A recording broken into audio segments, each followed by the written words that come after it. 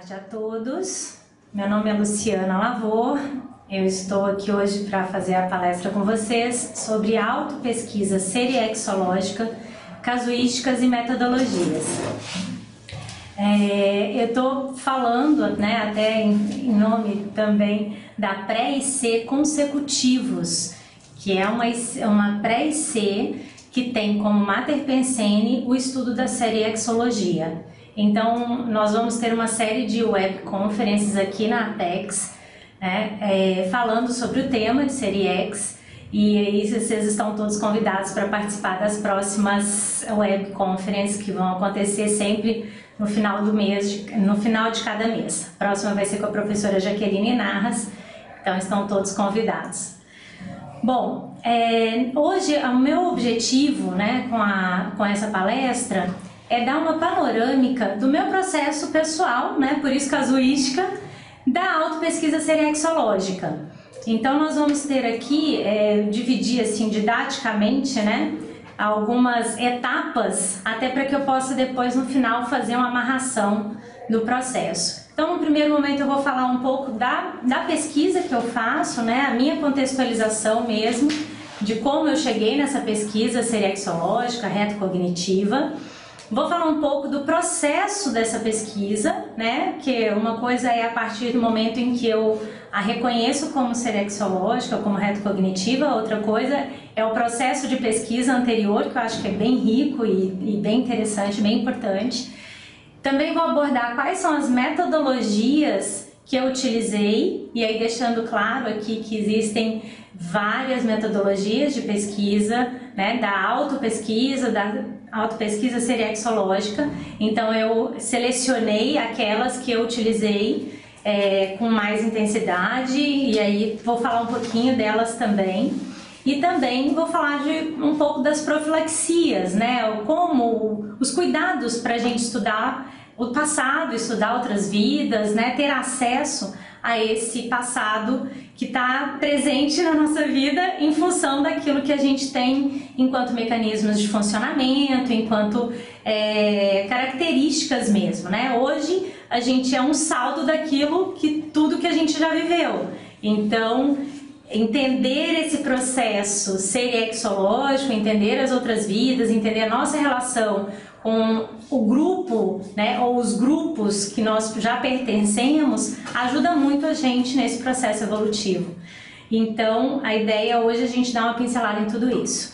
Então, na primeira parte, que vamos trabalhar aí a contextualização de pesquisa, eu vou falar um pouco de como eu cheguei, mas antes até de começar eu queria deixar claro o seguinte, que se vocês tiverem alguma dúvida, quiserem fazer alguma interação, estejam à vontade, que aí de tempos em tempos eu paro aqui para responder, tá bom? Então vamos lá. Como que eu cheguei nessa pesquisa, Em 2010 eu me programei para ir para os Estados Unidos para estudar inglês, enfim, dar uma desenvolvida mesmo no meu processo de idiomas. E por que os Estados Unidos, Eu fiz inglês várias vezes, comecei várias vezes, vários cursos diferentes, de professor particular a tipos de metodologias diferentes. E depois de algumas experiências eu percebi que eu entendia melhor o inglês americano e não o inglês britânico. Então, baseado nisso, se o meu interesse, o meu objetivo é estudar inglês, vamos para os Estados Unidos para fazer um curso de idiomas. Então, em 2010 eu me programei, passei o ano todo me programando, fazendo toda a programação financeira, e de itinerários e tudo, contratando cursos e tal, e passei de dezembro, final de dezembro de 2010 a final de janeiro de 2011 nos Estados Unidos fazendo esse curso. O que foi interessante é que a partir mais ou menos de setembro, passei o ano todo me programando e tudo, mas a partir de setembro, efetivamente, algumas questões começaram a me chamar mais atenção, algumas ocorrências me chamaram mais atenção, especialmente com relação a um nome que é pouco comum aqui no Brasil, que é Abigail, E embora eu conheça algumas Abigail, algumas pessoas com o nome Abigail, eu não era um nome do meu convívio cotidiano. Então, isso me chamou a atenção.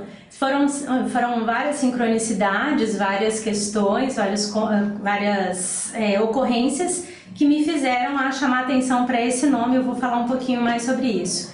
Chegando lá nos Estados Unidos, eu fui visitando uma série de locais que então identifiquei qual Abigail poderia ser daquelas sincronicidades todas. Então aqui nessa transparência tem um pouquinho desse quebra-cabeça, né, pra gente falar um pouco e entender essas questões. Em julho de 2010 eu fiz um serenário e nesse serenário eu tive uma intuição mesmo sobre idiomas, né, até que eu já estava naquele holopensene de estudar, mas veio assim uma frase muito nítida: você vai precisar do inglês e não vai estar pronta. Um puxão de orelha mesmo. Isso me chamou a atenção, registrei e falei, bom, eu estou no fluxo, estou no processo, estou indo para os Estados Unidos para estudar inglês, então tá tudo certo. Aí, deu uma desconfigurada aqui no slide, mas depois no material de vocês vai estar certinho, tá? Em setembro, eu fiz em outubro, né? Eu fiz a semana da reeducação, da reaprendência, aqui no CAEC. E aí eu fui sorteada numa aula treino com a professora Abigail Fortuna, que é uma voluntária da Conscienciologia. E aí eu achei bem interessante que nós fizemos o trabalho juntas, mas até então o nome não tinha me chamado a atenção. Chegou em dezembro, teve um evento da empresa que eu trabalho e todo o processo de contratação de professores para o evento foi feito por mim. E uma das professoras convidadas que palestrou é a professora Guiomar Nano de Mello, que é uma professora bem conceituada na área de didática e tudo. E eu não sei por qual motivo, a partir do momento que ela chegou em Foz, eu comecei a chamá-la de Abigail. Aí foi o primeiro processo, o primeiro momento em que eu tive contato com o nome e que ele me chamou mais atenção, que ele realmente me chamou atenção. E me chamou atenção porque eu errei o nome dela várias vezes, isso não é costume meu fazer, né? Então eu falei, poxa, que estranho, por que eu tô errando o nome dela? Mas vai pro caderninho de anotações e deixa rolar para ver o que acontece. Chegando, então passou isso, foi no começo de dezembro, no final do mês, quando eu fui para viagem, efetivamente, eu estava em Minas, né, e o meu voo fazia então uma série de conexões, era de Uberlândia para São Paulo, Nova York, e aí em Uberlândia eu sentei do lado de uma senhora muito simpática, uma senhorinha de 80 e poucos anos, conversar, prosa que nem eu. E aí ela conversando, eu pergunto o nome dela e ela me fala que é Abigail. Eu falei, bom, então acho que tô no caminho, né? Deve ter a ver com os Estados Unidos e não sabia que lá era um nome um pouco mais comum do que aqui. Então, chegando nos Estados Unidos, eu fui para Nova York, de Nova York eu fui para Washington para conhecer, passei um período, né, uma semana em Nova York, alguns dias em Washington, e chegando em Washington, eu visitei o Arquivo Nacional, que é essa foto que vocês têm aqui embaixo. No Arquivo Nacional você tem os documentos originais, né, alguns documentos históricos originais que fazem parte da história dos Estados Unidos. E vale lembrar que assim, o meu primeiro interesse, né, assim, histórico com os Estados Unidos tinha relação com Lincoln. Então, processo abolicionista e tudo mais. Então, lógico que eu queria conhecer o Arquivo Nacional, que falava da história do país e tudo mais. E no arquivo eles têm 5 documentos originais normalmente ali expostos, né? 4 deles são fixos e um deles é uma exposição temporária. Então aí já vai uma primeira dica, né, de pesquisa que eu uso para mim, então já vou sinalizar. Toda vez que eu vou num museu, toda vez que eu vou num local, né, que tenha exposições, eu procuro primeiro as exposições que são temporárias, porque no mínimo, elas têm alguma relação, assim, eu levo em consideração o fato de elas terem alguma relação comigo. Porque se eu estou lá naquele momento e é a única, né, um período em que aquela exposição está lá, isso me chama bastante atenção. Não vou falar que era o meu padrão anterior, tá? Mas é uma questão que eu fui aprendendo com os processos de pesquisa. Então é uma dica aí para quem gosta de fazer pesquisas aí de campo, acho que vale. Bom, mas o que me chamou a atenção no Arquivo Nacional? Chamou a atenção que eu chegando, né, vendo os documentos todos, eu tive contato com vários documentos interessantes, a Constituição Americana, e aí sempre olhava aqueles nomes, me chamava atenção, alguns nomes sobressaíam, né, do documento, aquilo eu observei, mais ou menos registrei, mas fui. O último documento original, então, era um documento chamado As Mulheres e a Revolução. E esse documento tinha como, não era, essa exposição chamava As Mulheres e a Revolução, desculpa, e tinha um documento original, que era uma carta, e tinha uma figura, né, uma imagem, uma mulher que representava esse documento, que essa exposição, que era Abigail Adams, que eles chamam Abigail Adams, né?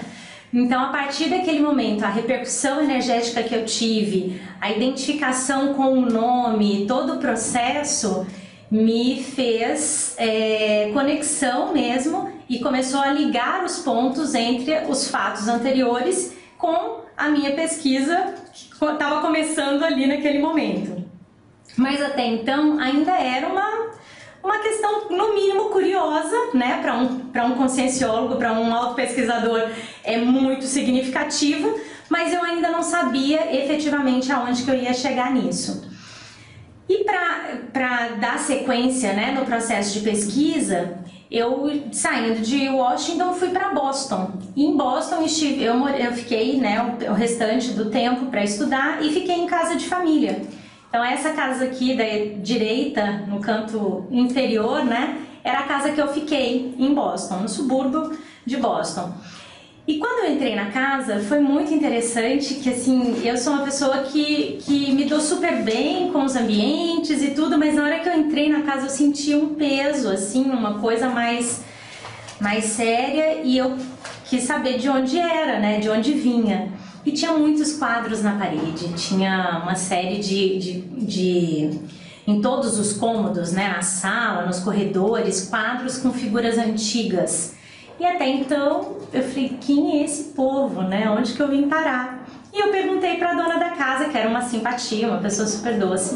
Falei, mas quem são essas pessoas? Ela, Abigail Adams, John Quincy Adams. Eu caí na cadeira e falei, bom, tudo bem. Já entendi que a história de vir para estudar é só né, assim, era só um puxão de orelha que eu já devia ter estudado há muito tempo, e aí eu entendi também o porquê que eu ia precisar do inglês e eu não estaria pronta. Na verdade, ali eu já devia estar com o meu inglês muito melhor, muito mais desenvolvido, porque eu ia me deparar com uma série de coisas, eu me deparei, né, com uma série de coisas que eu precisava interagir e que realmente eu literalmente corri atrás do prejuízo. Então, assim, o que é interessante, né, assim, em termos de casuística, o que eu chamo a atenção é que, no meu caso, foi um processo que foi acontecendo, eu fui registrando, mas que necessariamente eu não sabia o que era nem onde ia dar, né? Eu brinco que não fui eu que os achei, eles que me acharam. Então, a partir daí, tem uma série de desdobramentos, uma série de coisas. Mas também, ainda voltando nesse processo de pesquisa, eu chamo a atenção para uma foto aqui desse quebra-cabeça que eu não mostrei, que é essa foto do lado direito superior da George Washington University.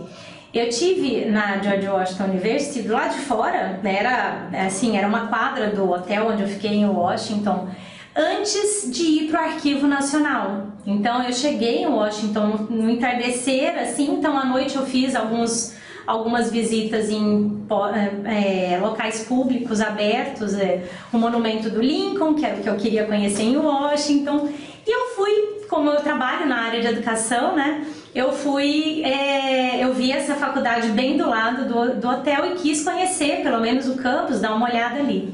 O que é interessante nessa história é que essa foto que tá aí para vocês é a foto de um dos prédios, né? O campus que eu visitei do lado de fora, né? Mas o campus que eu visitei, ele é um campus grande, né? Ocupa uns 4 quarteirões ali do centro de Washington. E dentre os prédios, esse foi um prédio que eu fiz questão de tirar foto. E eu gostei do lugar e eu me senti bem e eu falei, eu quero tirar uma foto aqui. Eu estava acompanhada de um amigo também da Conscienciologia, que também me ajudou muito nesse processo de pesquisa, né, o Luciano Mello. E eu falei, Lu, tira uma foto para mim aqui. E registrei essa foto, mas não me dei conta do local, do que significava aquilo, né, dentro da pesquisa, até porque eu ainda não tinha ligado nenhum dos pontos. Agora, a surpresa é que 3 anos depois, um outro casal de amigos esteve nos Estados Unidos, também viajou com o Luciano para Washington, né? O Luciano ajudou ali para conhecer Washington, foi o guia turístico. E ele passou por essa universidade, não se lembrou que a gente já tinha passado por lá, e viu esse prédio, tirou uma foto e me mandou. Falou, nossa, nós temos que visitar esse prédio na sua próxima vinda, porque aqui é a casa que o John Quincy Adams morou, e hoje é um dos prédios da George Washington University. Quando ele me falou isso e me mandou a foto, eu falei, mas nós estivemos lá. Então foi muito interessante e muito bacana, assim, que 3 anos depois eu tive uma confirmação de um processo, né, de repercussão energética, de afinidade com o local, que eu sequer fazia ideia do que fosse, do porquê que eu estava ali naquele momento querendo, né, assim, tido essa afinidade com essa casa. E aí 3 anos depois veio com uma chancela de que realmente fazia parte do processo de pesquisa, que eu só identifiquei um dia depois que eu tinha visto essa foto, mas que na época, como eu não tinha associado ainda os nomes, e eu não tinha visto que esse prédio, isso é interessante, eu não tinha visto que esse prédio tinha sido a casa deles. Eu só vi depois que o Luciano me mandou essa foto, que aí sim tinha uma placa e que aí eu associei o nome e as pessoas, até porque naquela época, em 2010, é interessante ressaltar, eu não conhecia muito da história deles. Quer dizer, eu não conhecia nada da história deles, eu conhecia pouco da história da Revolução Americana, então assim, era uma coisa passando, né? O pouco que eu conhecia, assim, o que eu conhecia um pouco mais já era de Lincoln para cá, então já praticamente 100 anos depois, né? Então é muito interessante esse processo de autopesquisa para a gente ir pegando os sinais, ir pegando as informações que vão acontecendo e valorizando esses acontecimentos. Tá? Então eu pus essa introdução aí, né, de contextualização até chegar neles, para que a gente perceba, né, como que às vezes os sinais vão acontecendo, as sinaléticas, as sincronicidades acontecem e às vezes a gente não liga os pontos ou a gente não anota, enfim, cada um no seu processo, né, tem a sua história com relação à pesquisa, né, à autopesquisa.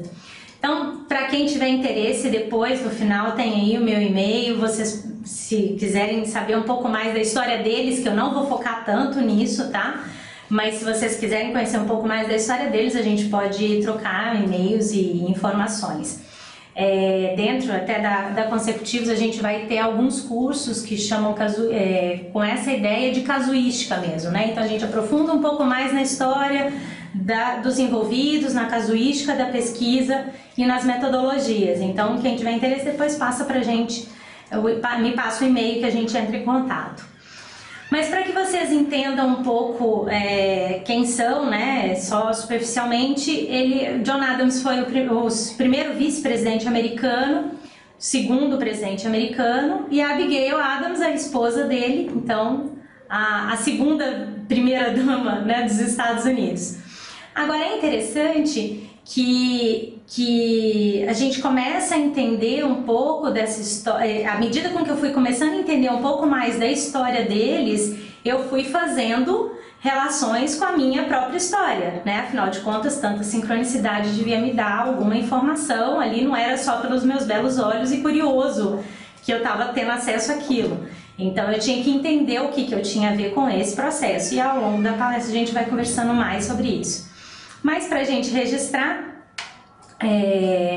enquanto pesquisa, a hora que acontece tanta sincronicidade assim, é fácil da gente pensar, né? Poxa, tantas coisas em torno do nome da Abigail, eu devo ter muita relação com ela, né? E se tirar as especulações aí de iniciais, fui ela, com certeza. Mas é interessante, e eu pus aqui para vocês verem o seguinte: nessa pesquisa, depois de 4 anos pesquisando, eu cheguei a 21 Johns, 15 Marys, 13 Abigails e mais um tanto de outros nomes iguais. Então, assim, num processo de autopesquisa de seriexológica, né, retrocognitiva, não dá pra gente fechar a questão logo de cara na primeira impressão. Com certeza as coisas vão acontecendo e a gente vai, ao longo do processo, aprofundando, entendendo e fazendo mais correlações, né? Mas o que é bacana é esse aprofundamento e não ficar na primeira impressão. Que se eu fechasse ali a questão, pronto, né? Eu já tinha eliminado no mínimo 12 outras consciências aí no objeto de pesquisa. Isso só se considerando o nome, né? E aí a gente aprofunda um pouco mais na pesquisa e vai vendo outros resultados. Bom, eu continuei então nessa pesquisa, né, esse processo de aprofundamento, a partir do momento que eu percebi a assistência que estava por trás desse contexto todo. Pensando que não fui eu que fui procurá-los, né, digamos assim, eu não estava, de repente acordei e eu quero fazer uma pesquisa do passado, eu não estava nesse processo. E no momento em que eu tomei conhecimento, comecei a estudar mais, comecei a ver as similaridades de contextos familiares, similaridades em termos de perfis, com a minha própria família, comigo. Eu comecei a ver que a partir dessa pesquisa eu conseguiria fazer um processo, ampliar o meu processo assistencial dentro do meu processo de reciclagem, né? Então, a partir do momento que eu percebi a minha relação, né, que eu constatei, que eu encontrei, que eu localizei eles dentro desse meu processo de pesquisa, independente de me localizar, né, falar quem eu fui na história, eu percebi que realmente eu tenho uma responsabilidade com esse processo, com essa família, com esse contexto, né, histórico que eles viveram. Então, a partir daí, eu fui vendo a possibilidade de fazer um trabalho assistencial através da minha própria autopesquisa. Então, eu tenho aí como hipóteses, né, até para subsidiar um livro que eu tô escrevendo, essa possibilidade de ressignificar, né, a história pessoal com o paradigma consciencial, porque é interessante nesse processo de avaliar o passado, especialmente de pessoas públicas, né? Tem muito mito, tem muito processo, né, de veneração, de heroísmo. Então as pessoas, especialmente aquelas que ficaram com o nome registrado, elas são vistas com uma veneração muito grande. E é importante dentro desse processo, e às vezes elas se congelam nessa autoimagem também, né?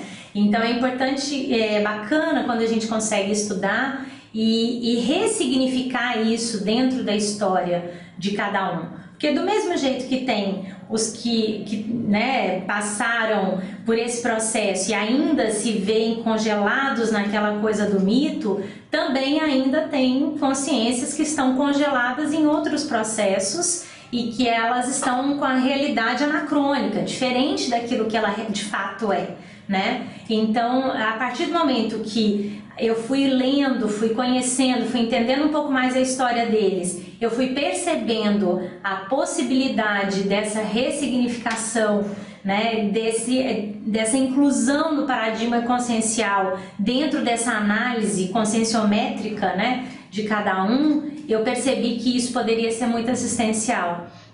Eu vou falar um pouco mais pra frente, mas assim, quando a gente toma conhecimento do passado, quando a gente começa a mexer em alguma questão mais séria em termos de passado, inevitavelmente as pessoas, as consciências que estavam envolvidas nesse processo, né, que vivenciaram junto com a gente esse período, elas vão ser de alguma forma impactadas, né, com essa mudança sua. Então é importante, assim, quando eu consigo ressignificar esse passado a partir de uma obra escrita, isso pode ajudar muitas pessoas que estão também impactadas nesse processo. Seja para essa própria vida, que essas pessoas tomem contato com a obra, seja no processo de revezamento, em que em outro momento essas pessoas tenham contato, e também, né, a partir também da nossa assistência extrafísica.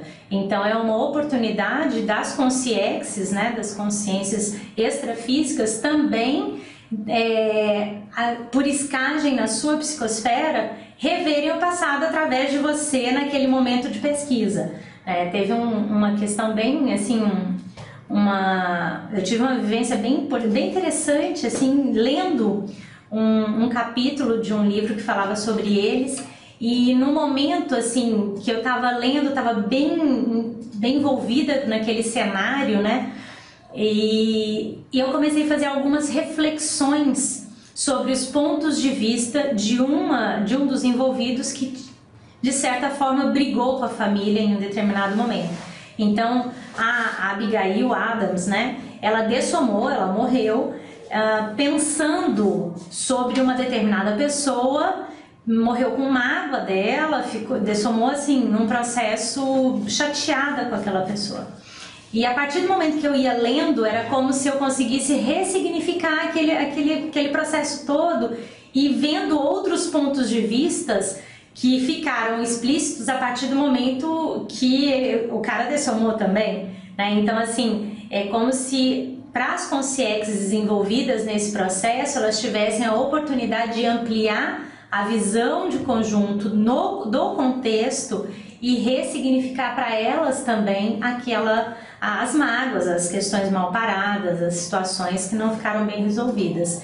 Então, a partir do momento que eu entendo, que eu enxergo que isso é importante, que isso pode ajudar num processo de reurbanização extrafísica, para mim a pesquisa passa a valer a pena, né? E aí eu começo a investir um pouco mais. Esse foi o caso que, né, eu utilizei a partir do momento que eu entendi esse processo, que não era só uma curiosidade, né? Que bacana, e quem fui eu, né? E a hora que eu saí desse processo e que eu vi que realmente o negócio era muito mais importante em termos de seriedade de trabalho assistencial, para mim a pesquisa começou a valer mais a pena e desenrolou um pouco mais. Então, nesse processo de resgates, né, a TENEPS ajuda bastante nisso e a gente vai falar mais um pouco sobre isso. Então, terminando essa parte, né, de contextualização, eu vou passar para vocês, assim, uma questão do fluxo mesmo. Especialmente quando eu apresento a pesquisa com as sincronicidades todas, que eu vou falando, né, o passo a passo de como aconteceu, as pessoas falam, poxa, isso não acontece comigo. Mas como é que eu faço para pesquisar isso? Como é que eu, né? Então, assim, o que eu vejo e no meu processo, o que ficou extremamente claro é que eu não comecei uma pesquisa retrocognitiva. Na verdade, eu estava num processo de autopesquisa da minha vida atual e que num determinado momento eu passei a ter acesso ao passado. Então, nesse processo, até antes de eu viajar para os Estados Unidos, eu estava num processo de autopesquisa bem interessante, bem profundo, e eu ainda nominei, né, que era um processo de historiador de si mesmo. Então era como eu tentava fazer uma diferenciação de mim mesma para estudar o meu passado. Então eu desenvolvi uma série de técnicas, fui pegando uma série de técnicas que a gente já tem aqui na Conscienciologia e de autopesquisa, fazendo os meus levantamentos para poder tentar me enxergar enquanto historiador e não enquanto consciência, para evitar, né, enquanto consciência no sentido não enquanto eu mesma, né, para evitar a questão da contaminação emocional. É super difícil? Sim, é super difícil, mas o quanto mais próximo eu conseguir chegar disso, mais autenticidade eu consigo, mais elementos eu vou conseguir para aprofundar nas minhas reciclagens. Então eu estava nesse processo, nesse movimento, tanto que o Serenário de 2005 foi de uma série de 4 anteriores, né? Então eu já vinha fazendo um serenário por ano dentro desse processo de autopesquisa, de perceber as minhas imaturidades emocionais, querendo reciclar. Então eu vejo que assim, eu não cheguei na pesquisa retrocognitiva, serexológica, por ela, mas eu cheguei a partir de um processo de reciclagens e de autopesquisa mesmo, né? Então, a autopesquisa tentando até, né, a ressignificação da minha história pessoal atual. Então eu vejo que assim, a partir do momento que eu fui amadurecendo os meus processos dessa vida, entendendo um pouco mais, né, do meu temperamento, das minhas condições, eu cheguei até eles. Tanto que as metodologias que eu utilizei para estudar a partir dessa pesquisa de serexológica, ela foi uma continuidade da metodologia que eu já utilizava antes. Então vocês vão ver ali na frente que eu fiz uma árvore genealógica, né? Assim, as metodologias que eu utilizei, ela tem um pouco desse processo do historiador de si mesmo, e uma delas foi a árvore genealógica. Então eu já vinha desenhando a minha árvore genealógica dessa vida quando cheguei a ter contato com os Adams, né? Que são lá de 1700, meados de 1700 a meados de 1800. Então, o que eu fiz foi replicar uma metodologia que eu já fazia da minha autopesquisa com o processo deles. E isso me ajudou, por quê? Porque à medida com que eu fui mapeando a família, né, a árvore genealógica deles, eu fui fazendo o meu cotejo com a minha família. Então, as vertentes, né? Então é uma família de políticos, é uma família de advogados, é uma família que tem relação com processos ali sociais. Então assim, aí na hora que eu olho, eu falo, poxa, na minha família também tem isso. Eu sou de uma família de políticos, eu sou de uma família de advogados, até eu me formei em economia, né? E quando eu terminei o curso, o meu professor de introdução a direito comentou comigo, falou, olha, sua vaga já está liberada lá no direito. Eu falei, mas eu não vou fazer direito, professor, eu vou fazer marketing, aí, né, como pós-graduação. Então assim, eu vou vendo, são elementos que vão confirmando as tendências, né, e vão fazendo o cotejo até o ponto de eu falar, não, realmente, não, hoje eu te falo que eu não sei, né, eu falo para vocês que eu não vou afirmar quem eu fui, eu tenho algumas hipóteses, mas com certeza que eu fiz a parte da família, isso eu já não tenho mais dúvida. Então assim, à medida com que eu fui fazendo o cotejo entre a minha pesquisa dessa história de vida atual com as pesquisas que eu ia tendo contato a partir deles, eu conseguia mapear e chegar nessas conclusões, né, mais certas de que essa personalidade eu realmente não fui. Por quê? Porque o meu temperamento não bate, algumas questões são bem particulares e que realmente não dá para ser, porque não teve esse processo evolutivo, né, em termos de amadurecimento emocional. Então você vai tendo outros elementos. Então, gente, até para que vocês conheçam, saibam um pouco mais, né, a gente vai ter no final do ano, em setembro, a partir do dia 19 de setembro até o dia 28, nós vamos ter a segunda semana, o segundo fórum, né, internacional de serexologia. Nele, dentro dos processos da semana, né, no dia 24 e 25 de setembro, a gente vai ter uma oficina de autopesquisa serexológica. Então nessa oficina a gente vai trabalhar bastante cada um desses elementos e outros, né, porque vai ser uma oficina ministrada tanto pelo professor Roberto Leinen como eu. Então a gente vai utilizar as duas, né, mesclar as pesquisas e poder apresentar para vocês em maior profundidade. Então hoje a gente vai falar sobre essas metodologias e a gente tem condição de ir aprofundando depois, lógico, né, nos cursos e tudo mais. Então, no meu caso, a árvore genealógica me ajudou bastante para perceber, né, essa influência mesológica, influência da família, influência genética até, né, para que a gente pudesse, para que eu pudesse ir fazendo os cotejos entre a minha família atual e a minha família, quer dizer, e a família que eu estou estudando anterior. Uma outra técnica, né, uma outra metodologia que ajuda bastante é o parassociograma. No parassociograma, quem desenvolveu essa metodologia, né, baseado em outras metodologias, mas quem desenvolveu o parassociograma foi a professora Cristiane Ferraro, e é bem interessante no sentido de você perceber as relações. Então, da mesma forma que a gente tem as relações em termos da árvore genealógica, a gente tem condição de fazer a partir do parassociograma, as relações com as pessoas de convívio independente da família, né? Então a família, a árvore genealógica, genograma, ele é uma parte, ele é um método e que a família faz parte do parassociograma. Por quê? Porque no parassociograma ela não pega só a família, mas sim todas as pessoas ali de maior convívio.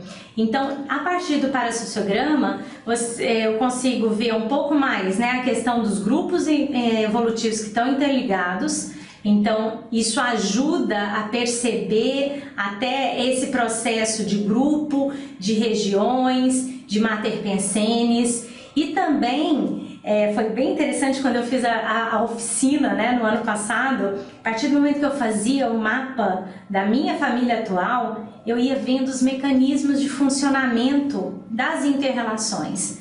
Então, como é que é, onde estão os polos, né, de maior relação ruidosa, onde que estão os polos de maior relação sadia, como que se relacionam as pessoas daqueles grupos diferentes e como que é a relação do objeto de pesquisa, né, do sujeito objeto de pesquisa com esses grupos diferentes. Então, a partir do momento que também a gente aprofunda nesse processo de inter-relações, de avaliação desse processo de parassociométrico, a gente consegue também fazer cotejos do nosso parassociograma atual com o parassociograma anterior para começar a entender essa teia.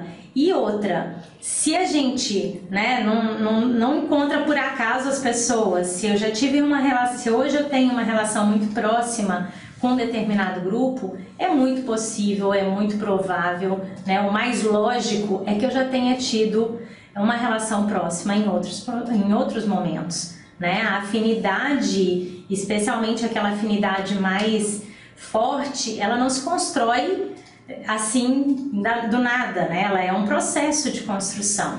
Então, muito provavelmente, a partir das experiências, né? Quanto mais a gente tem relações, a gente vai aprofundando esse processo, fortalecendo os vínculos, né?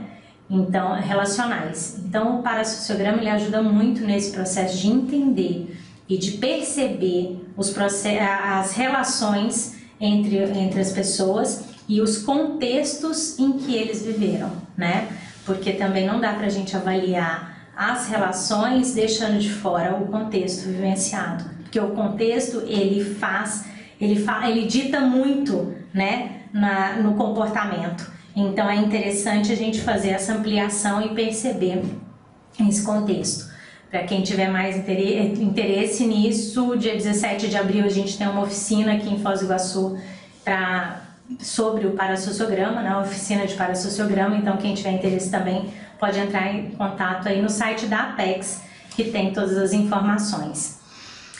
E tem também uma metodologia que foi de extrema importância e que eu usei e ainda utilizo, né, porque é um processo continuado, que é o autoinventariograma. O autoinventariograma, para quem quiser aprofundar e conhecer mais, o professor Djalma Fonseca defendeu um verbete, tá, que chama Técnica do Autoinventariograma. Então vocês podem entrar pelo site da Tertúlia, no final também eu pus uma fonte que vocês podem entrar pelo site da Tertúlia online e acessar todos os verbetes. Na ordem alfabética lá vocês podem procurar a técnica do autoinventariograma do professor Djalma, que vocês vão encontrar. É um verbete extremamente completo, ele mapeia, né, várias áreas da vida, então vocês têm ali uma listagem bem rica em termos de informações para autopesquisa. Nesse caso, assim, a pesquisa que eu fiz a partir do autoinventariograma me trouxe muita informação com relação ao meu temperamento, né? Ele me trouxe informações, ele me amadureceu para perceber em termos de identificação de temperamento, de raiz de temperamento, de tendências. Então, na minha planilha ali, né, de autoinventariograma, eu tenho vários itens que eu vou anotando, e à medida com que eu vou anotando, eu tenho ideias, né, de outras questões a serem avaliadas. Então, por exemplo, uma pastinha que eu tenho no meu autoinventariograma é com relação às ideias que eu tinha na infância. Quais eram as ideias que eu pensava por mim mesma, quais eram as ideias inatas, quais eram as ideias que eu fui absorvendo a partir da minha família, a partir do meio onde eu vivia, né? Então, assim, quais eram os ditos da família, né? Quais eram aquela coisa, eu tenho um que é muito interessante da organização, né? Um lugar para cada coisa no seu lugar. Então, assim, quais eram aquelas frases, aquelas ideias, aqueles insights que eram bem cotidianos, bem comuns ali do meu pensamento, seja ele meu próprio, seja ele do meio. Então eu vou separando isso para perceber quanto do meu saldo hoje tem a ver com o que, né, com o meio, com a mesologia, com a família, o quanto é inato. Então, o autoinventariograma ajuda muito nessa identificação, trafores, trafares, pessoas, vínculos, quais são as tendências, então, profissão, ele vai te fazendo um mapeamento de todas as suas áreas para que você consiga fazer um levantamento mesmo, um inventário da sua vida para que você possa se conhecer mais. E também ele me trouxe um saldo bem interessante, que é a calibragem, né? Cada um tem uma vivência diferente, mas um dos maiores ganhos que eu tive a partir da autopesquisa foi uma realidade e uma serenidade quanto ao meu real status evolutivo, vamos dizer assim.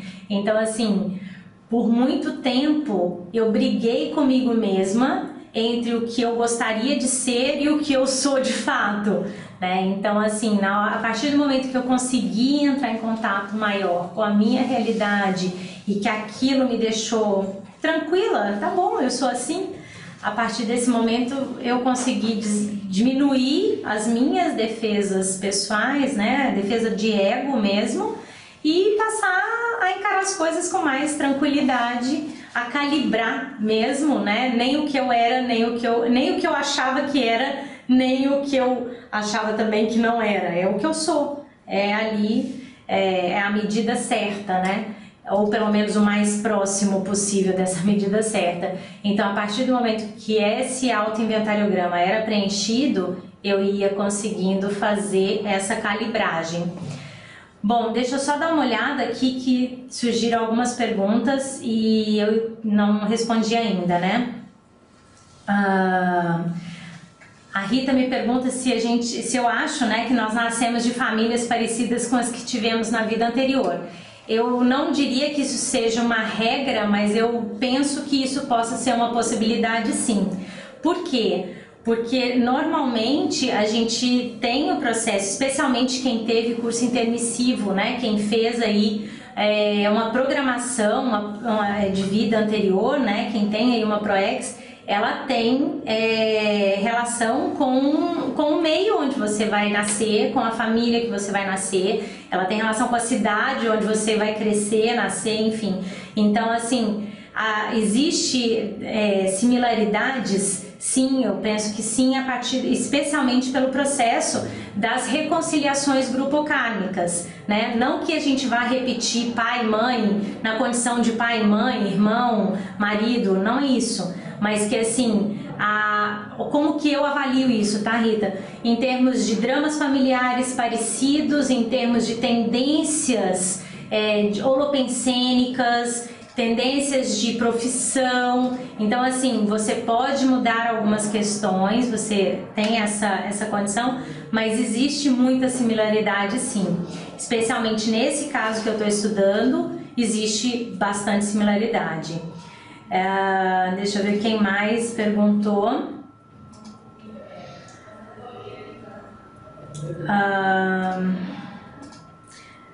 Aqui a Raquel está falando, né, que estuda uma personalidade do século XIX.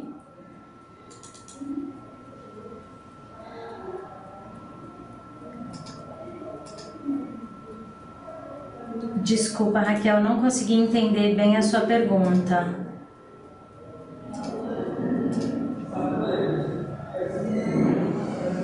Bom, daqui a pouco eu tento voltar nessa pergunta, tá, Raquel? Que eu não consegui entender bem a sua pergunta.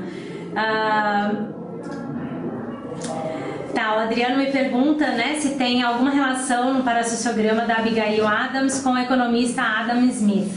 Não tem essa relação ainda, tá? Eles são de períodos um pouco diferentes e na verdade o Adams é um sobrenome, né? E no caso do Adam Smith, o Adam é nome. Então assim, tem relação pelo processo da economia, né? Eles estiveram ligados ali em termos de política e tudo mais, mas eu ainda não fiz essa associação direta, tá?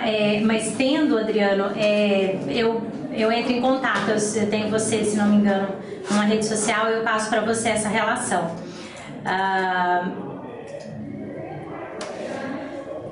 Você pensa que seu interesse em pesquisar uma personalidade você 2010? Juliana, se você puder também esclarecer um pouco melhor essa dúvida, vai me ajudar, tá bom? Enquanto isso eu vou dando sequência aqui nas metodologias, tá, pessoal? Então vamos lá, estávamos falando no autoinventariograma. Então essa foi uma metodologia que eu utilizei e que me ajudou bastante nessa calibragem, nessa percepção com relação ao meu momento evolutivo atual. Uma outra questão que me ajudou nesse processo de pesquisa, né, uma metodologia que eu utilizei, foi da linha do tempo pessoal. Então, nessa linha do tempo, eu fui anotando idade a idade. Lógico que é um exercício, assim, às vezes mais fácil, outros mais difíceis, mas especialmente quanto mais criança, né, menos memória a gente tem. Mas eu fui catalogando todas as lembranças que eu tinha e especialmente, assim, fatos marcantes, significativos na minha história pessoal dessa vida, numa linha do tempo. E aí, o que é bacana nesse processo é que eu consigo, assim, a partir do momento que eu faço esse mapeamento, eu tenho uma tendência proexológica bem mais clara do que às vezes só, né, no processo de elaborações mentais. Eu acho que o processo da escrita, ele ajuda muito no processo de clarear aquilo que você é. E dentro dessa questão de historiador de si mesmo, a escrever, não que necessariamente uma escrita corrente, mas às vezes em gráficos, em tabelas, em processos que me mostrem, né, aquilo que eu estou escrevendo de uma forma clara, ele vai ajudando nesse processo de identificação. Então, por exemplo, dentro da linha do tempo, eu tanto consigo mapear quais são as tendências em termos de realizações, né? Tendências mesmo proexológicas, como também eu consigo perceber e fechar algumas fases críticas. Então, qual a fase do porão consciencial, né? Aquela fase da adolescência que vem mais aquelas crises existenciais. Qual que era o conteúdo dessa fase? Quais foram as coisas, os acontecimentos, as ocorrências que marcaram a minha vida naquele período? E não só, né, na fase do porão, mas assim, você consegue fechar, ver os ciclos em termos de história de vida pessoal. Então, a partir da minha linha do tempo, eu consegui ir fazendo essas delimitações, né, que estão todas interligadas, mas assim, eu conseguia ver as concentrações em cada fase da vida, né? E isso me ajudou muito em termos de refinamento da pesquisa e também ajuda em termos de cotejo, porque se eu consigo, à medida com que eu vou mapeando a personalidade que eu vou estudar enquanto vida passada, eu consigo mais ou menos fazer esse cotejo. Como é que era a vida dela nessa fase da vida? O que acontecia nessa fase da vida? Como é que ela reagia nesses períodos? Então isso também vai te ajudando a fazer esse mapeamento e esse cotejo até para confirmações, né, em termos de vida passada. Agora, em termos reais e atuais, ele também vai te ajudar, assim, independente, né, de vida passada, ele também vai te ajudar, essa linha do tempo vai te ajudar a perceber a sua linha proexológica de realização, né? Não que seja o que você vai vir a fazer, mas de repente você pode avaliar e falar assim, bom, tudo isso que eu fiz, eu não sinto que era mais sério, eu posso reverter e me reposicionar proexologicamente, ou então eu posso perceber e falar, poxa, isso faz tanto sentido e eu não tinha dado conta, então eu vou fazer mais ações para intensificar e fortalecer essa linha de proex que eu já estou ali investindo. Ah, sim, a Juliana está perguntando se eu estudo essa personalidade desde 2010. Sim, Juliana, desde 2010. Tá? Na verdade, eu comecei a estudar a família inteira, né? Hoje eu tenho na árvore genealógica detalhada 198 pessoas já mapeadas. Eu estudo especificamente 4 gerações, que é de 1735 até 1920, né? Primeira ressoma, última dessoma, mas dentre essas gerações, algumas pessoas em específico, tá? Vamos lá, continuando então em termos de metodologia. Eu separo então as metodologias numa segunda categoria, né? Num primeiro momento, o pesquisador de si mesmo. Num segundo momento, o pesquisador da holobiografia pessoal.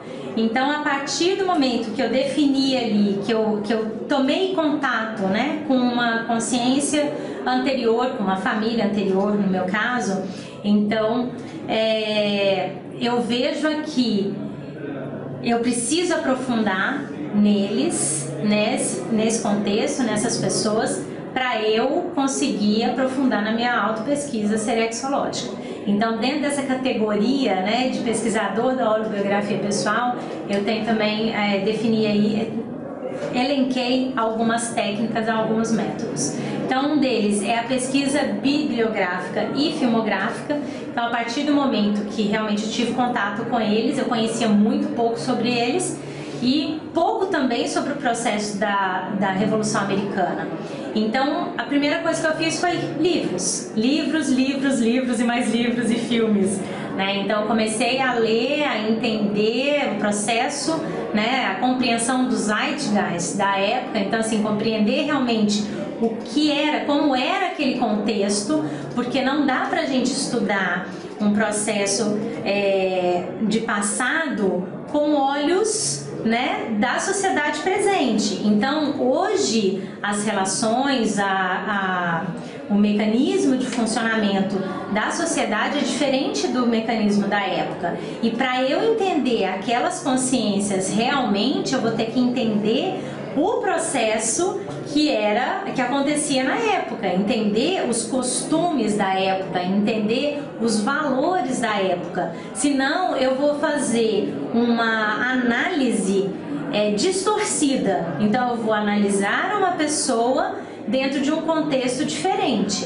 Então, as pesquisas bibliográficas e filmográficas ajudam nesse processo de compreensão dos zeitgeist, de compreensão do contexto, do período em que essas pessoas viveram.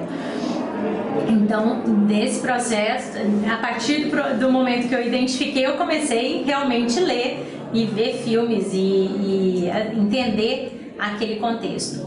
Também uma técnica bem falada aqui na Conscienciologia, que a maioria, né, das pessoas que já estudam, conhecem, é o cosmograma. Então o cosmograma ajuda muito nessa ampliação, né, de visão sobre um mesmo assunto, e ao mesmo tempo ele te traz elementos de correlações muito interessantes. Então, por exemplo, a partir do momento que eu comecei a estudar, a entender mais sobre ele, sobre aquele período nos Estados Unidos, o que aconteceu de repercussão?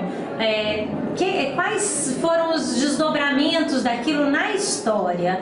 Então, a parte do cosmograma, ela me ajuda bastante nesse processo, tanto de aprofundar em termos de ter uma visão maior sobre diferentes pontos de vista que interferem na mesma pessoa ou no mesmo contexto, mas também nesse processo de associação de ideias daquilo que aconteceu com aquilo que está acontecendo hoje, né? Então, essas correlações, elas vão me ajudando nesse aprofundamento na pesquisa. O fichamento das personalidades estudadas. Então, a partir do momento que eu defini algumas personalidades da família como objeto de estudo, eu comecei a fichar mesmo, fazer a mesma coisa que eu tenho em termos de autopesquisa, eu comecei a replicar para eles. Então, aquela lista do autoinventariograma, à medida com que eu tenho informações, eu vou colocando, porque isso vai ajudando a compor o perfil intraconsciencial de cada um deles. E o professor Valdo fala, né, que para a gente definir chancelar, né, o processo de chancela de uma personalidade consecutiva, ele passa, não significa que seja só isso, mas ele passa por elencar no mínimo 100 itens de personalidade, 100 traços de personalidade que sejam equivalentes nas duas consciências. Então, como é que você vai chancelar, né, um processo de personalidade consecutiva se você não tem esses elementos? Então, assim, num primeiro momento, esse inventário é o mais rico, né? Então, esse fichamento das personalidades ajuda bastante. E aí, tanto no contexto com os traços, né, de personalidade entre as consciências, como também na história de vida, né, a questão de temperamento e tudo mais. Então, o fichamento das personalidades também é bastante importante, e a gente, nos cursos e tudo, dá sugestões, né, desses fichamentos. Uma outra técnica que é muito rica e é uma delícia de se fazer são as viagens de pesquisa, né? Viajar e conhecer os lugares por onde as pessoas que você está estudando passaram, viveram, encontrar com historiadores que estudam a pessoa ou, né, o contexto, isso enriquece muito. E enriquece, inclusive, no processo das chancelas. Então, lá no começo do nosso bate-papo, eu comentei sobre aquela foto da George Washington University. Então, imagina o quão significante foi para mim, em termos de processo de pesquisa, na hora que eu, 3 anos depois, identifico que isenta, né, sem saber ainda, sem ter ligado os pontos, eu tive um processo de repercussão energética naquela casa que teve aquele contexto que uma das pessoas que eu estou estudando hoje vivenciou. Então, assim, no processo de pesquisa, né, das viagens de pesquisa, a gente tem os 2 caminhos. Que é aquele de você, antes de viajar, já traçar o seu roteiro de viagem, já fazer os agendamentos de entrevistas, de conversas, né, de tudo que você quer visitar, de quem você quer conhecer antes da viagem. Então isso é extremamente importante, né, para que você tenha um aproveitamento real daquilo que você está fazendo, né, e não é só o turismo em si, mas você está indo realmente com um objetivo de pesquisa e você aproveita essa viagem nesse sentido.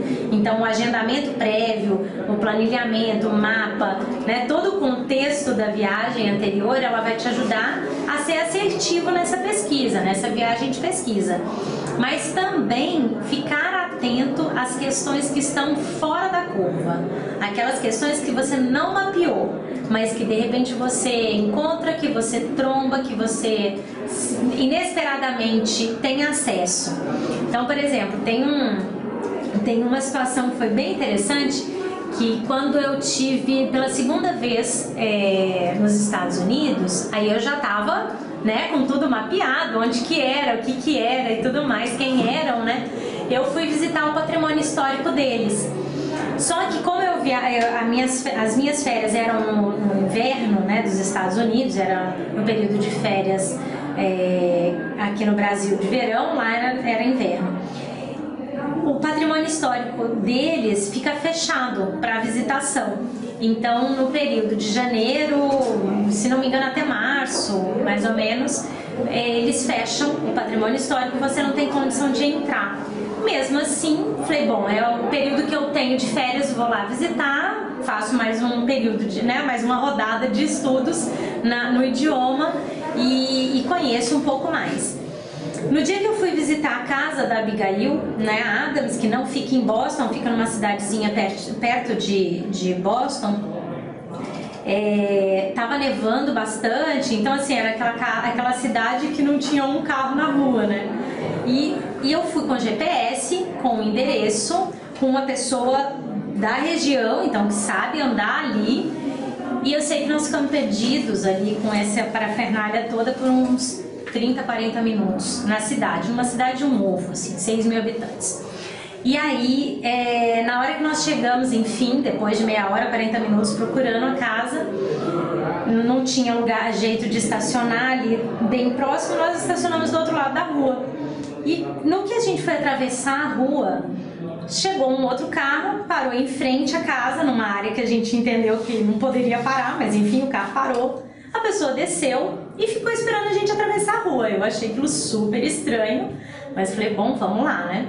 Na hora que nós atravessamos a rua, a pessoa nos cumprimentou e tal. Ah, que bacana, vocês vieram ver aqui. Eu falei, mas, né? Quem é você, né? Não perguntei assim, mas enfim, a pergunta era essa. E a pessoa começou a conversar, muito simpática, ela chama Elizabeth, e foi falando sobre o patrimônio histórico e tudo. Eu falei, mas você é ligada aqui ao museu e tudo? Ela falou, o museu aqui é mantido por uma ONG e eu sou vice-presidente dessa ONG. Poxa, que curioso, né? Falei, você mora aqui perto e viu a gente parar? Porque gente, literalmente, ela desceu do carro e esperou a gente atravessar. Ela, não, eu vim tirar umas fotos para um arquiteto, vi que vocês estavam atravessando e imaginei que vocês estivessem vindo para cá. Moral da história, ficamos conversando ali um bom tempo, ela passou uma série de coisas sobre a organização, sobre a empresa, sobre a instituição e tudo. E aquelas fotos que ela tirou naquele dia foram as fotos que permaneceram no site do Patrimônio Histórico por 6 meses, porque eles ficaram fechados por um bom tempo por causa de reforma, e aquelas fotos que ela tirou naquele dia são as fotos que estavam no site. Então, assim, essas as coisas que acontecem nas viagens que a gente não estava prevendo também são muito ricas, né? Então, acho que é importante, quando vocês se programarem para uma viagem de pesquisa, ter o seu roteiro, porque ele vai te ajudar, vai nortear, vai te agilizar muita coisa, mas prestem muita atenção, estejam abertos ali às sinaléticas, questões que envolvem aquilo que não estava dentro do roteiro. E isso traz muita informação e é sempre muito rico também. Então, observa a sinalética, registra, tira muita foto, esses encontros, né, faz uma anotação disso, presentes inesperados que você ganha, abordagens diferentes que você tem. Então, assim, nessas viagens todas, eu já fiz 3 viagens bem focadas na pesquisa, tá? Nessas viagens sempre tiveram, além daquilo que era o roteiro programado, sempre aconteceram coisas inesperadas e que me trouxeram novos elementos que eu não estava esperando. e que enriqueceram e que trouxeram informações que eu não imaginava que tivesse relação. Então, assim, a parte de viagem, ela enriquece muito a pesquisa. Vale a pena pensar, né? Quem estiver aí pesquisando, alguma consciência de passado, vale a pena visitar o país, seja a cidade, né? Não importa, de repente não tem um museu, mas tem alguma coisa, você viaja, você anda na cidade por onde a pessoa morou, isso faz diferença, sabe? Isso ajuda bastante. Com relação ao sobrenome intermediário do Smith, Abigail, exatamente, Adriano, ela chama Abigail Smith Adams, isso mesmo. Que eu falei do Adams só como sobrenome, né? Mas é isso mesmo. Pode ser que tenha alguma relação a partir daí, tá? Deixa eu ver, tem mais uma pergunta. Juliana, por que eu demorei tanto tempo para expor minha pesquisa? Porque eu ainda estou pesquisando. Olha, como são muitas pessoas, eu quis aprofundar um pouco mais. E aí são processos diferentes também, né? Então eu acho que foi ótima a sua pergunta no sentido de esclarecer algumas questões. O professor Pedro Fernandes, ele escreve muito sobre serexologia.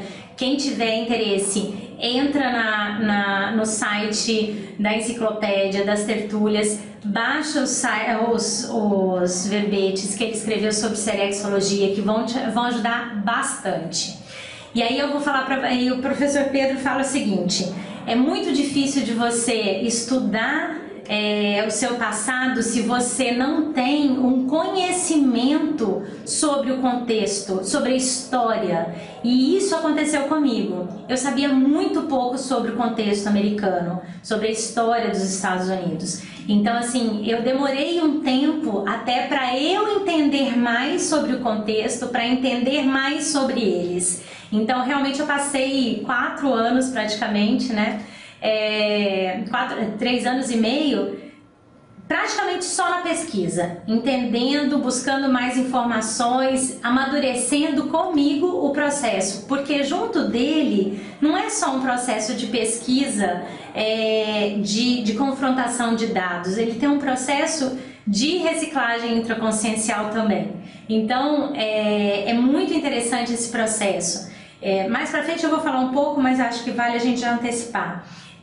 Embora tenha toda essa questão de famílias, né, de relações familiares próximas, parecidas e tudo, tem muito desse processo, por exemplo, político, que eu neguei a vida inteira. Embora minha família seja de políticos, né, assim, de pessoas realmente ligadas à política, ao governo, né? Então tenho primos que já foram prefeitos, que hoje é prefeito, deputado, senador, enfim, eu tenho pessoas realmente ligadas no processo político e dentro da minha família próxima, e tenho pessoas, assim, a minha família nuclear toda faz parte, né, assim, de contextos políticos. Eu sempre neguei isso. Então, assim, tem um processo também de auto entendimento dentro desse processo. Então, em primeiro momento, eu tive que estudar um pouco mais o processo de história do zeitgeist deles, e depois também em que eles viveram, né? E depois também eu tive que fazer o meu processo de compreensão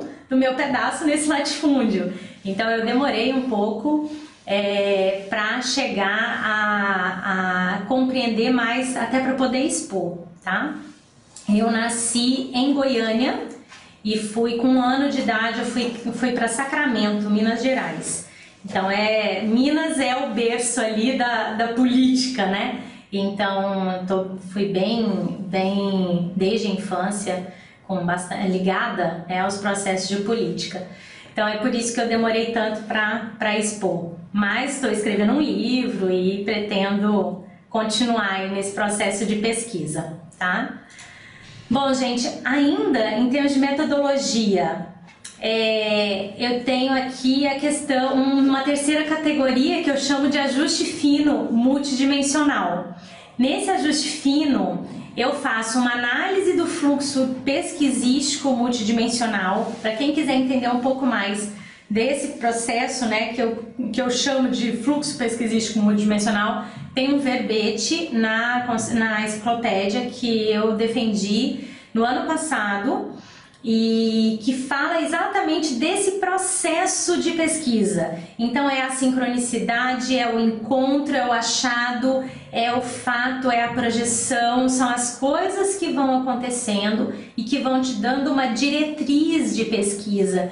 Que é aquela coisa, né, de infância, tá quente ou tá frio, sabe? Eu vejo que assim, quando eu tô mais no veio da pesquisa, quando eu tô mais focada, quando eu tô fazendo mais reciclagens a partir da pesquisa, as coisas elas aceleram e aí mais e mais informações acontecem. Quando eu tô com menos, né, menos foco ou com menos até mesmo com menos disposição assistencial, a coisa esfria, então o fluxo ele reduz. Então assim, é interessante a gente ir percebendo como é que a nossa pesquisa vai sendo amadurecida, vai se desenrolando, para que a gente possa investir dentro desse processo de assistência e de reciclagem, porque afinal de contas a pesquisa ela traz isso enquanto substrato, né? No final das contas, tira tudo. O que importa? Importa a assistência que eu fiz, a reciclagem que eu consegui, né? Então isso que eu acho que é o mais sério. Então assim, o tempo todo eu avalio, né? Como é que tá a pesquisa? Eu vejo esse movimento, né? Esse fluxo, como é que ele se comporta ao longo do tempo. Então, nesse fluxo é fácil, né? A gente tem a identificação e análise das sincronicidades e a identificação de novos elementos de pesquisa. Então, do nada, entre aspas, né, surgem novos elementos que a gente, da mesma forma que um dia apareceu a Abigail, eu registrei, já surgiram outros nomes, outras coisas que eu também registrei. Ainda não liguei os pontos, mas eu não esqueci delas. Então, técnicas, né, ainda dentro disso, laboratórios, dinâmicas parapsíquicas, cursos, né, eu estou sempre buscando fazer isso, para quê? Para fazer esse refinamento do parapsiquismo, da sinalética, das percepções, para que eu tenha mais estofo também energético assistencial. Então, quanto mais eu consigo investir no meu parapsiquismo, mais lúcida eu fico no processo de pesquisa e aí mais condição de assistir dentro desse processo de pesquisa. Então assim, a valorização do parapsiquismo e, né, do domínio energético é extremamente importante, especialmente, e eu reforço, especialmente num processo de pesquisa serexológica, porque mexe com muita coisa e com muita gente. Então, vou falar um pouco mais à frente, né, da questão da profilaxia, mas isso é muito importante,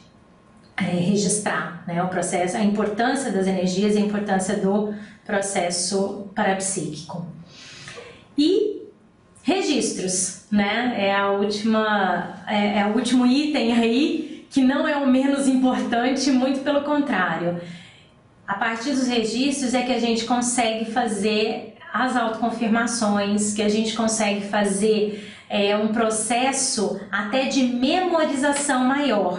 Então assim, eu vejo que é aquela coisa, é a mesma coisa da cola. Quem já fez cola um dia sabe o que eu vou fazer, sabe o que eu vou falar. No que a gente cola, a gente acaba decorando a cola, né? Porque a gente marca, a gente grava, porque a gente escreveu. Então assim, o registro é muito importante, porque no que você registra, né, você escreve, e registro é escrito, né? No que você escreve, você aciona a sua memória. E aí, eu tô falando de registro escrito, mas eu vou até fazer uma ressalva.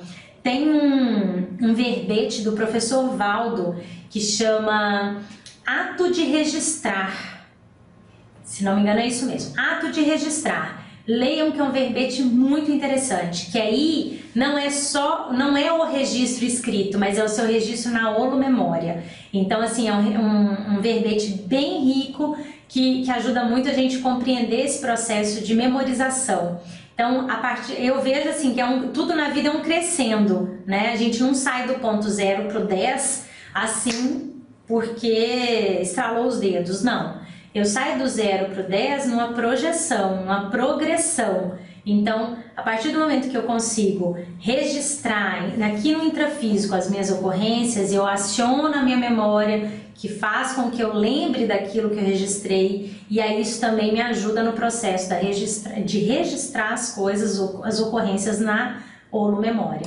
Tá? Então, vale a pena aí, enquanto dica, né, metodológica, num processo de pesquisa seriexológica, eu acho que os registros são de extrema importância. Pessoal, então olha só, para a gente ir para a parte final, né, da nossa palestra, eu tenho aqui algumas reflexões, né? É muito bacana, é um tema super envolvente, é um tema que mexe com a gente, que desperta muito interesse e principalmente curiosidade das pessoas, a pesquisa seriexológica. Mas eu pergunto de verdade para cada um e eu me faço essa pergunta o tempo todo. Estudar o passado por quê? Saber quem eu fui para quê? Eu acho que isso é um norte que a gente não pode perder, essa reflexão a gente não pode perder no processo todo e durante o tempo todo. Tá? Por quê? Porque a partir dessa reflexão é que a pesquisa ela começa a fazer sentido. Então lembra lá no começo que eu falei para vocês, a partir dessa reflexão eu fui avaliando, a partir do conhecimento com eles, eu fui avaliando e vendo aonde que fazia sentido eu continuar nessa pesquisa. Quando eu vi o processo assistencial por trás, eu falei, não, beleza, então eu vou continuar, tá? Mas então assim, eu, pelo menos no meu caso, né, eu ponho aí algumas questões que me fizeram, que me ajudaram muito nesse processo da pesquisa seriexológica. Então, a pesquisa seriexológica, ela nasceu de uma autopesquisa atual. Então, isso ajuda, porque enquanto eu estou chegando próximo da minha autopesquisa, da minha autenticidade, né, consciencial, eu estou mais pronta, estou mais apta, estou mais forte para ter acesso ao passado, tá?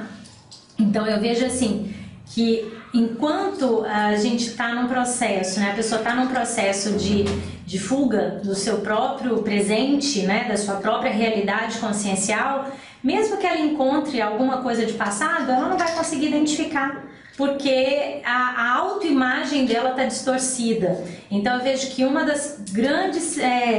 dos grandes passos para a pesquisa seriexológica é essa autenticidade consciencial, para que realmente a pessoa, quando ela consegue se enxergar naquilo que ela é, vai ser mais fácil dela identificar quem ela pode ter sido. Afinal de contas, não tem distorção grande aí que vai fazer ela ter uma falsa memória ou uma falsa identificação. Então acho que esse é um processo bem interessante e importante da gente levar em conta. Também uma outra face, né, da pesquisa seriexológica é que ela é necessária em alguns casos. Então não é todo mundo que vai ter um processo de autopesquisa, de reciclagem, que vai passar pela pesquisa seriexológica.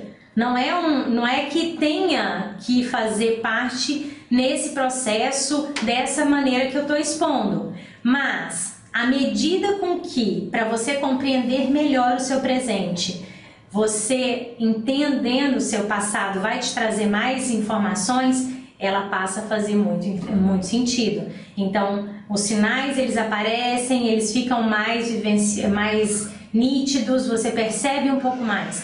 Então, eu vejo que a pesquisa seriexológica, ela surge a partir do momento que você já tem necessidade de saber mais do passado para poder entender melhor o seu presente e fazer a sua ProEx seguir em frente na sua programação. Então, como efeito, né, desse processo, a gente começa a desenvolver essa pesquisa mais aprofundada. E é importante a gente ter essa responsabilidade no processo de pesquisa seriexológica, porque existe uma teia multidimensional. Então, a partir do momento que eu mexo com um elemento dessa teia, todos os outros que estão interligados, eles vão vão sofrer repercussão, né? Já falei isso lá atrás, mas isso é importante. Então, a partir do momento que eu tomo contato com esse processo da Revolução Americana, daquela família, dos processos familiares mesmo que eles vivenciaram, a partir do momento que eu tomo contato com isso, tanto com CINS quanto com CIEX, que estavam naquela época,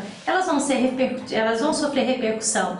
E aí, qual que é a continuidade desse processo de pesquisa? Qual que é o meu processo assistencial dentro desse processo de pesquisa? Isso é extremamente importante de pensar, né, na sua responsabilidade daquele processo que você está mexendo. Você não vai mexer só com você, você vai mexer com um grupo todo. Então, tem todo um processo de trabalho aí assistencial para ser feito, tá? Então, enquanto técnicas, né, que eu utilizo e que ferramentas, né, que me ajudam nesse processo, a TENEPS é extremamente importante, que ela é o momento que você tem ali, né, de trabalhar essa assistência com esses grupos, de ter novos insights também com relação à sua pesquisa. Então a TENEPS, ela é importante para te dar sustentabilidade mesmo, sabe? Assim, é o hospital para onde você leva todo mundo e tem ali um apoio para poder fazer os encaminhamentos. Os laboratórios de autopesquisa, os cursos e as dinâmicas, uma técnica que a gente tem também na Conscienciologia da diferenciação pensênica. Então, especialmente pelo envolvimento que você cria com esses ambientes, com esses processos, com essas consciências, fica muito atento, especialmente quando você estiver estudando determinadas pessoas, assim, se você começa a ter padrões muito parecidos, faz essa diferenciação. Peraí, sou eu, não sou eu? Como é que está isso? Quem que está influenciando aqui nesse pensamento, na minha psicosfera, para a gente não se perder, tá? Nesse processo de pesquisa. Rigidez, né? Uma saúde de pensamento, de sentimento, de energia para seguir, para assistir e não se contaminar tanto.